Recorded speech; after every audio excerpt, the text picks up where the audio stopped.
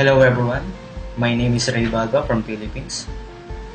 So, what is MMM?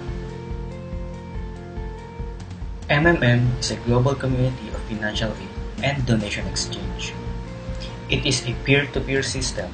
Participants transfer donation directly to the account of other members.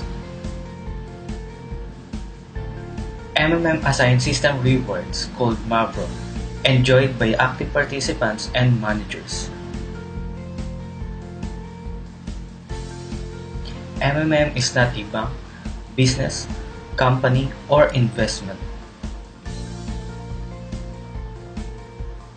MMM has no central account. We do not transfer our money to MMM. Instead, we send our donations directly to the recipient's account. No promises, no guarantee.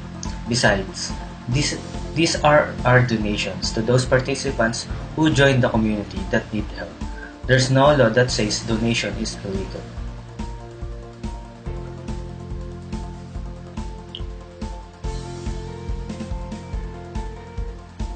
So, what rewards or benefits you can get by joining MMM community? You can get 30% per month of your provided help, referral bonus, 10% of the help provided by the people you invited to join MMM,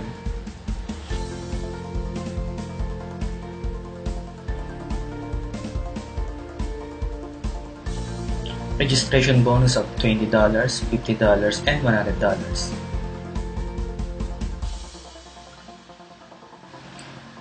$20 to 100% growth of your provided help with MMM Extra. Manager's bonus, leadership bonus, and many more. So how does it work? For example, you decided to donate 1,000 pesos. You will receive Mavro equivalent to the amount you donated. You will get 1,000 Mavros.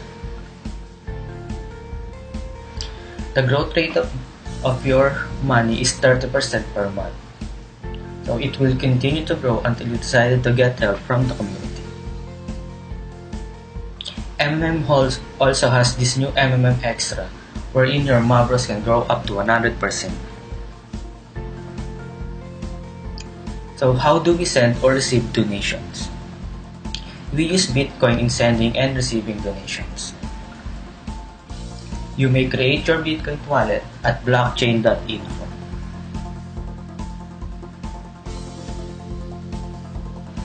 So what are the goals of MMM?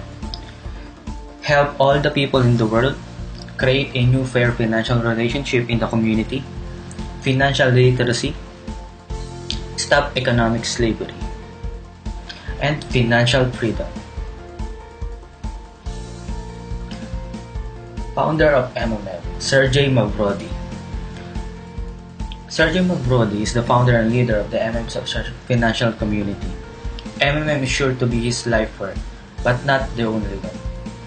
Having a degree in mathematics, worked as a programmer and took part in the development of the first operating systems, the company founded was one of the leading computer equipment distributors in Russia. He was a deputy of Russian parliament. We have already 138 million members in 107 countries, 4 years of activity, and 14 billion assistance provided. Be part of the community now. Together, we can change the world.